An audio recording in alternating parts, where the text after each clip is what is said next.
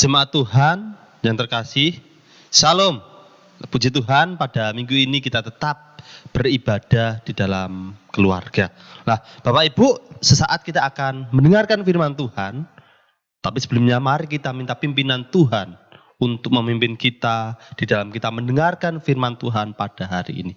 Mari kita berdoa.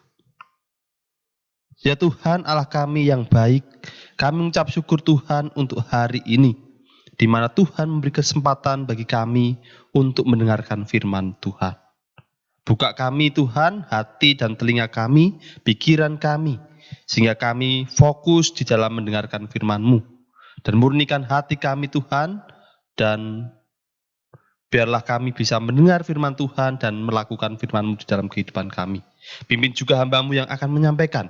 Biarlah hamba-Mu benar-benar menyampaikan apa yang Engkau firmankan pada hari ini. Terima kasih Tuhan, terima kasih. Kami siap sambut firman-Mu dengan penuh ucapan syukur. Hanya di dalam nama Tuhan Yesus Kristus kami berdoa. Amin. Jemaat Tuhan, minggu lalu kita sudah melihat bagaimana Yunus melarikan diri. Melarikan diri dari panggilan Tuhan.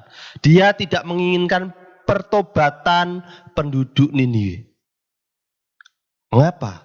Nah, minggu lalu kita sudah bahas mengapa Yunus tidak mau penduduk Niniwe yang terkenal jahatnya itu bertobat. Nah, dia dalam kedaulatannya, Tuhan dalam kedaulatannya mengejar Yunus dengan maksud untuk mengungkapkan kebebalan Yunus. Kita belajar minggu lalu. Nah, menunjukkan ketidakkonsistenan Yunus, mengajarkan kemurahan hati melalui orang-orang asing.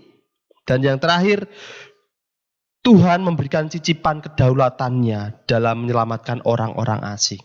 Nah, minggu lalu kita sudah belajar dari itu. Nah, pada hari ini kita akan belajar masih tentang Yunus, Bapak Ibu. Kita akan membuka Alkitab kita di dalam Yunus 2, ayat 1 sampai 10. Nah, Bapak Ibu, saya akan membacakannya bagi Bapak Ibu dan saudara-saudara. Yunus 2. Berdoalah Yunus kepada Tuhan Allahnya dari dalam perut ikan itu, katanya, dalam kesusahanku aku berseru kepada Tuhan, dan ia menjawab aku. Dari tengah-tengah dunia orang mati aku berteriak, dan kau dengarkan suaraku. Telah kau lemparkan aku ke tempat yang dalam, ke pusat lautan, lalu aku terangkum oleh arus air. Segala gelora dan gelombangmu melingkupi aku, dan aku berkata, telah terusir aku dari hadapan matamu. Mungkinkah aku memandang lagi bait-Mu yang kudus? Segala air telah mengepung aku, mengancam nyawaku. Samudra raya merangkum aku, lumut lautan membelit kepalaku. Di dasar gunung-gunung aku tenggelam ke dasar bumi. Pintunya terpalang di belakangku untuk selama-lamanya. Ketika itulah Engkau naikkan nyawaku dari dalam liang kubur, ya Tuhan Allahku. Ketika jiwaku letih lesu di dalam aku, teringatlah aku kepada Tuhan, dan sampailah doaku kepadamu ke dalam bait-Mu yang kudus. Mereka yang berpegang teguh pada berhala kesia-siaan, merekalah yang meninggalkan Dia yang mengasihi mereka dengan setia. Tetapi aku dengan ucapan syukur akan kupersembahkan korban kepadamu. Apa yang kunasarkan akan kubayar. Keselamatan adalah dari Tuhan. Lalu berfirmanlah Tuhan kepada ikan itu, dan ikan itu pun memuntahkan Yunus ke darat. Bapak Ibu, ketika kita membaca pasal 1 saja, mungkin kita bertanya-tanya, bagaimana nasib Yunus? Bagaimana nasib Yunus ketika Yunus dilemparkan ke lautan? Bapak Ibu, kalau kita membaca pasal 1, di pasal 1 Yunus tidak terlihat takut. Dia tidak berdoa sama sekali. Nada penyesalan pun tidak terlihat dari ucapannya, Bapak Ibu. Dia tampaknya sudah siap untuk mati. Di pasal 1 itu diperlihatkan. Dia lebih memilih mati daripada penduduk Niniwe yang jahat itu diselamatkan oleh Tuhan. Nah, bagaimana nasib Yunus setelah itu, Bapak Ibu? Nah, Bapak Ibu, ketika kita bertanya, bagaimana nasib Yunus? Kita juga pasti bertanya, bagaimana nasib penduduk Niniwe? Apakah rencana Tuhan bagi penduduk Niniwe itu tetap berjalan? Nah, Bapak Ibu, Yunus 1 ayat 17 sampai pasal 2 ayat 10 menunjukkan anugerah dan kedaulatan Tuhan. Kedaulatan Tuhan atas rencananya. Anugerahnya terlihat jelas pada saat Tuhan mengirim ikan besar. Ikan besar untuk menyelamatkan Yunus. Penyelamatan ini terbilang cukup menarik, Bapak, Ibu, dan saudara-saudara. Sebelumnya kita lihat awak kapal sudah berusaha menyelamatkan Yunus untuk mendaratkan kembali ke daratan kapalnya, tetapi tidak sanggup melakukannya awak kapal itu. Tuhan ingin mengajarkan kepada Yunus ketika awak kapal itu tidak berhasil menyelamatkan dengan cara manusia. Tuhan ingin mengajarkan kepada Yunus bahwa keselamatan itu datang daripada Tuhan. Datang daripada Dia. Tuhan ingin menampilkan anugerahnya. Keselamatan bukan datang daripada manusia, tetapi dari Tuhan. Itulah yang ingin ditunjukkan Tuhan saat itu. Nah, Bapak Ibu, kedaulatannya terpampang jelas melalui sarana keselamatan yang tak terduga, yaitu Tuhan yang maha segala-galanya, yang menjadikan lautan, Tuhan yang berkuasa atas segalanya itu mengirimkan seekor ikan besar untuk menyelamatkan Yunus. Seekor ikan besar untuk menyelamatkan Yunus. Bapak Ibu, kita tidak bisa memastikan ikan apa yang dikirim Tuhan untuk menyelamatkan Yunus. Yang pasti yang dikirim adalah ikan besar. Nah, banyak yang menafsirkan ikan ini adalah ikan paus. Ikan ini adalah ikan paus jenis apa? Tetapi kita ambil aman saja bahwa Tuhan itu mengirim ikan besar. Jenisnya apa? Itu tidak tahu. Tetapi yang pasti ikan besar. Nah, Bapak, Ibu, dan saudara-saudara, sebelum kita belajar dari perikop yang kita baca, Bapak, Ibu, banyak pemikir atau teolog-teolog liberal yang meragukan peristiwa ini. Ragu karena apa? Yaitu ceritanya ini seperti tidak masuk akal. Tidak mudah memastikan apakah kisah ini fakta historis atau dongeng. Nah, teolog-teolog liberal ini menganggap kisah Yunus ini adalah kisah dongeng. Nah, tetapi kalau kita lihat banyak argumentasi secara umum lebih mendukung bahwa kisah ini adalah fakta historis. Kisah ini adalah fakta yang benar-benar terjadi. Mengapa, Bapak Ibu? Kalau saya melihat ada beberapa alasan. Kenapa kisah Yunus ini adalah kisah fakta historis? Nah, yang pertama, kitab Yunus secara umum tidak menunjukkan ciri-ciri sebagai dongeng atau mitos. Nah, mengapa? Kita bisa lihat banyak detail cerita ini terlihat historis. Misalnya, ayah Yunus adalah Amitai. Pasal 1 ayat 1 ditunjukkan.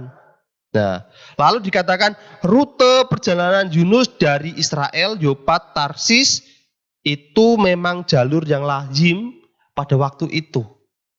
Lalu dikatakan juga luas kota Niniwe adalah 3 hari perjalanan jauhnya. Nah, mereka yang sungguh-sungguh mengenal mitologi kuno pasti pasti dengan cepat merasakan perbedaan ini. Perbedaan antara kisah ini fakta historis dengan mitologi kuno. Nah, dengan perbedaan ini bisa disimpulkan bahwa kisah ini adalah fakta historis. Itu alasan pertama. Yang kedua alasannya adalah pertobatan penduduk Niniwe. Pasal yang ketiga. Nah, pasti melibatkan peristiwa yang besar. Peristiwa yang luar biasa. Mereka penduduk Niniwe terkenal jahat, terkenal kejam. Dan Niniwe adalah bangsa yang besar. Nah, dalam opini orang-orang kuno, mungkin ketika mendapatkan kabar dari bangsa asing, yaitu Israel, bangsa yang kecil, mungkin mereka tidak akan percaya. Mungkin mereka tidak akan percaya. Nah, penduduk Niniwe tidak mungkin bisa menerima teguran dari Tuhan melalui Yunus kalau tidak ada peristiwa yang besar. Nah, hanya sesuatu yang ajaib yang membuat mereka bisa bertobat. Nah, Bapak Ibu, kita memang tidak dapat mengetahui bagaimana cara yang pasti Tuhan itu melakukan keajaiban untuk mempertobatkan bangsa Niniwe. Dia mungkin langsung melembutkan hati mereka. Mungkin. Dia mungkin melakukan melalui pengalaman Yunus yang menakjubkan. Yaitu yang ditelan ikan besar lalu dimuntahkan. Nah, apalagi mungkin ketika Yunus dimuntahkan itu ada saksi mata. Bukankah ini menambah situasi yang lebih dramatis dan mungkin wow, dilihat luar biasa. Nah, Bapak Ibu, ketika orang melihat seperti itu, mungkin melihat, oh, Yunus itu adalah orang yang hebat, yang melebihi dewanya. Lalu mereka bertanya-tanya, siapa yang Yunus sembah? Nah, itu mungkin di dalam pemikiran bangsa Niniwe ketika melihat kisah Yunus. Nah, oleh sebab itu, alasan kedua ini juga mendukung bahwa Yunus ini adalah fakta historis, bukan mitos. Dan yang ketiga, alasan bahwa kitab Yunus ini adalah fakta adalah peneguhan dari tulisan-tulisan lain. Nabi Yunus juga disebutkan di salah satu kitab historis, yaitu Dua Raja-Raja. Itu dituliskan ada nama Yunus di situ. Diutus. Berarti ini membuktikan juga bahwa Yunus juga fakta historis. Tuhan Yesus juga secara khusus menyamakan kematiannya selama 3 hari 3 malam dengan peristiwa Yunus di perut ikan. Nah, ini adalah bukti bahwa kisah Yunus bukan mitos, tetapi fakta historis yang layak kita percayai. Nah, Bapak, Ibu, dan saudara-saudara, ketika kita sudah percaya bahwa kisah Yunus adalah kisah historis, kita bisa melihat, kita bisa belajar dari kisah ini. Nah, Bapak, Ibu, apa yang diucapkan oleh Yunus di ayat 1 sampai 9 di pasal yang kedua merupakan refleksi atas peristiwa yang terjadi. Peristiwa yang dilalui Yunus.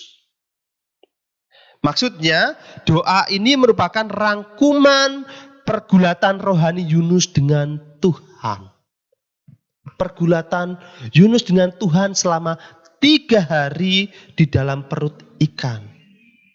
Nah, Bapak Ibu, di dalam ayat yang kedua itu bentuk lampau, mengarah pada waktu lampau. Ya, yaitu ini merujuk situasi sebelum daripada Yunus di dalam perut ikan itu. Ini membuktikan bahwa Yunus itu merefleksikan kejadiannya, peristiwanya yang ia lalui. Sehingga ia bisa mengatakan doa-doa yang ia utarakan. Nah, jemaat Tuhan yang terkasih, pengalaman pahit yang dialami oleh Yunus, pengalaman yang tidak mengenakkan yang dialami Yunus, ini mengajarkan beberapa poin bagi kita. Kita bisa belajar dari kisah ini bagaimana kisah pahit daripada Yunus. Kita bisa belajar dari bagian ini. Ada berapa poin? Kita akan belajar 3 poin dari sini. Yang pertama, Bapak, Ibu, dan saudara-saudara, adalah siapa saja yang melarikan diri dari Allah pasti akan semakin terpuruk. Siapa saja yang melarikan diri dari Allah pasti akan semakin terpuruk. Nah, Bapak Ibu, keterpurukan hidup Yunus terlihat di dalam bagian ini. Terlihat di pasal 1 itu terlihat. Dari Israel ia turun ke Yopa. Kalau kita lihat terjemahan bahasa Inggris itu terlihat turun. Dari Yopa ia turun lagi ke bagian bawah kapal. Lalu ia turun ke dalam perut ikan. Dan dasar bumi, ia perut ikan lalu turun ke dalam dasar bumi. Kini ia berada di perut dunia orang mati. Bapak Ibu, terjemahan baru di dalam LAI menerjemahkan di tengah-tengah dunia orang mati. Nah, ini adalah gambaran bagaimana kehidupan orang yang melarikan diri daripada Tuhan. Ia akan semakin terpuruk di dalam keadaannya. Bapak Ibu, kita bisa melihat kisah Alkitab yang menjadi contoh bagaimana seseorang yang melarikan diri daripada Tuhan. Saul, ketika ia tidak lagi mau diutus Tuhan, tidak mau lagi diperintah Tuhan, ia semakin terpuruk dengan ketakutannya. Kita bisa lihat juga dalam perjanjian baru, Yudas, ketakutannya karena kesalahannya, ia terpuruk sampai akhirnya bunuh diri. Nah, Bapak, Ibu, dan saudara-saudara, kisah ini juga mengingatkan kita ketika kita hendak melarikan diri daripada Tuhan, mari kita pikirkan kembali bagaimana kita hidup selanjutnya. Apakah kita bisa hidup lebih baik lagi daripada ketika kita diperintah Tuhan? Kisah ini mengajarkan Bapak Ibu bagaimana orang yang melarikan diri dari Allah akan semakin terpuruk. Nah, Bapak Ibu dan saudara-saudara, kita juga bisa belajar dari kisah ini. Yang kedua adalah keterpurukan seringkali menjadi sarana pengenalan diri sendiri. Nah, Bapak Ibu, dikala Yunus ingin melarikan diri sejauh mungkin dari hadapan Tuhan, ia tampaknya tidak benar-benar memahami konsekuensinya, akibatnya. Jauh dari Tuhan berarti jauh dari kebaikannya. Di dalam perut ikan, Yunus baru mengecap bagaimana rasanya jika seseorang itu benar-benar diusir dari hadapan Allah. Nah, Bapak, Ibu, dan saudara-saudara, kalau kita melihat kisah di minggu lalu, Yunus di atas kapal terlihat tegar. Tidak ada doa yang dipanjatkan Yunus ketika ada badai yang besar itu. Ia begitu dekat dengan kematian, tetapi ia tidak takut ketika di atas kapal. Tetapi ketika ia sudah jatuh, sudah di dalam perut ikan yang dekat dengan kematian sesungguhnya, ia baru merasakan situasi berubah total. Bagaimana Yunus yang tegar di atas kapal menjadi Yunus yang sebaliknya. Kematian terasa begitu nyata, misterius dan menakutkan bagi dia. Kematian membuat siapa saja terlihat begitu lemah dan tak berdaya. Dan doa menjadi satu-satunya andalan. Dan Yunus melakukan itu. Doa menjadi satu-satunya andalan ketika ia di dalam perut ikan. Ketika ia di dalam keterpurukan, ia mengenal dirinya sendiri. Bahwa ia sudah lari daripada Tuhan dan menerima konsekuensinya. Di situ ada penyesalan Bapak Ibu dan Saudara-saudara. Nah, seringkali kita juga begitu. Ketika kita masih sehat, ketika kita masih kuat, seringkali kita mengandalkan kekuatan kita. Tetapi ketika kematian dekat dengan kita, seringkali kita baru mengingat Tuhan. Ketika kita tidak ada masalah, kita menyombongkan diri kita. Tetapi di dalam masalah yang begitu berat, baru kita ingat Tuhan. Bapak, Ibu, dan Saudara-saudara, keterpurukan seringkali menjadi sarana pengenalan diri kita sendiri. Nah, Bapak, Ibu, dan Saudara-saudara, seharusnya tanpa keterpurukan pun kita harus mengenal diri kita. Siapa Allah juga kita harus mengenalnya. Supaya kita tidak jatuh di dalam keterpurukan yang sangat-sangat itu. Dan melalui kisah ini kita bisa belajar. Harus mengenal diri kita. Siapa kita. Siapa kita di hadapan Tuhan. Sehingga kita bisa berbuat dengan baik. Berbuat sesuai dengan rencana Tuhan. Nah, Bapak, Ibu, dan Saudara-saudara, yang terakhir kita bisa belajar dari kisah ini adalah anugerah Allah adalah kehidupan yang ditunjukkan untuk rencananya. Yunus tidak hanya diselamatkan ketika kita melihat kisah ini. Tidak hanya diselamatkan dari kematian. Dia diselamatkan untuk menggenapi rencana Allah bagi penduduk Niniwe. Tidak cukup bagi Yunus untuk mengakui bahwa keselamatan datang dari Tuhan. Tetapi keselamatan adalah alat, bukan tujuan akhir. Tidak cukup bagi Yunus untuk terus-menerus mengalami pengalaman ajaib di perut ikan. Dia masih harus menunaikan tugas yang belum tuntas. Yaitu tugas untuk menyatakan kebenaran kepada penduduk Niniwe. Nah, oleh sebab itu, ikan besar pun memuntahkan dia di daratan.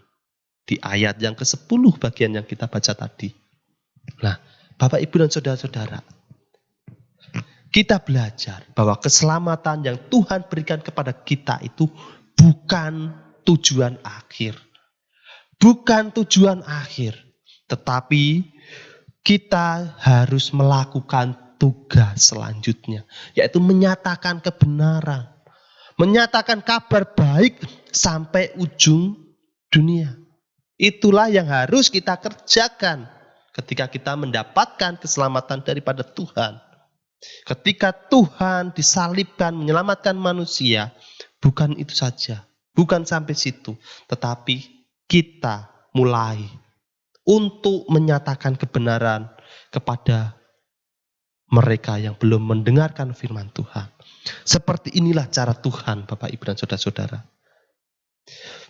Seperti ini. Kalau kita melihat sepanjang Alkitab, kita akan menemui hal seperti itu. Kita diselamatkan secara anugerah dengan tujuan tertentu, yakni melakukan perbuatan-perbuatan baik yang sudah disiapkan Allah sejak kekalan. Efesus 2 ayat 8 sampai 10 mengatakan itu. Kebaikan Allah bukan hanya untuk disyukuri dan dinikmati, namun juga untuk dibagikan. Inilah yang harus kita lakukan Bapak Ibu Saudara. Menjadi pelaku firman. Sehingga kita menjadi Injil yang kelihatan. Dan inilah pelajaran yang terakhir yang bisa kita pelajari daripada kisah Yunus ini. Nah, Bapak Ibu mari bersama-sama kita menjadi pelaku firman yang setia.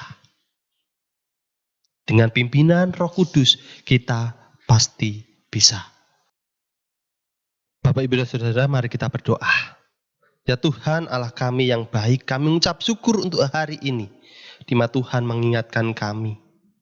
Ketika kami berpikir untuk meninggalkan Tuhan.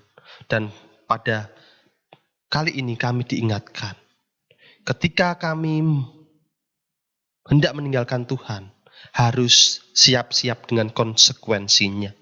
Yaitu semakin terpuruk di dalam kejauhan kita dengan Tuhan. Dan kami mengucap syukur Tuhan untuk hari ini di mana Tuhan mengingatkan. Dan biarlah firman pada hari ini kami bisa merenungkannya dan melakukannya di dalam kehidupan kami. Sehingga kami bisa meresponi keselamatan yang daripada Tuhan dengan hidup sesuai dengan rencana Tuhan. Yaitu menyatakan kabar baik kepada mereka yang belum mendengarkan firman Tuhan. Terima kasih Tuhan, terima kasih. Tuntun kami di dalam kami melakukannya. Karena kami percaya, tanpa tuntunanmu kami pasti akan gagal. Tapi karena Tuhan menuntun kami akan berhasil melakukan rencana Tuhan. Terima kasih Tuhan, terima kasih. Inilah doa kami dan permohonan kami. Hanya di dalam nama Tuhan Yesus Kristus kami berdoa. Amin. Bapak, Ibu, dan saudara-saudara, mari kita bangkit berdiri. Sebagai jemaat Kristen yang ingin meladani Kristus, marilah kita mengikrarkan komitmen pemuridan secara bersama-sama. Kami bersaksi bahwa tidak seorang pun dapat sungguh-sungguh mengenal Kristus kecuali ia yang mengikutinya setiap hari dalam kehidupan.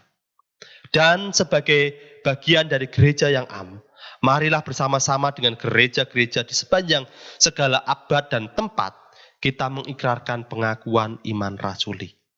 Aku percaya kepada Allah, Bapa yang Maha Kuasa, Khalik langit dan bumi, dan kepada Yesus Kristus anaknya yang tunggal, Tuhan kita, yang dikandung daripada Roh Kudus, lahir dari anak darah Maria, yang menderita sengsara di bawah pemerintahan Pontius Pilatus, disalibkan, mati dan dikuburkan, turun ke alam maut, pada hari yang ketiga bangkit pula dari antara orang mati, naik ke sorga, duduk di sebelah kanan Allah, Bapa yang Maha Kuasa. Dan dari sana ia akan datang kembali untuk menghakimi orang yang hidup dan yang mati. Aku percaya kepada Roh Kudus, gereja yang kudus dan am, persekutuan orang kudus, pengampunan dosa, kebangkitan orang mati, dan hidup yang kekal. Amin.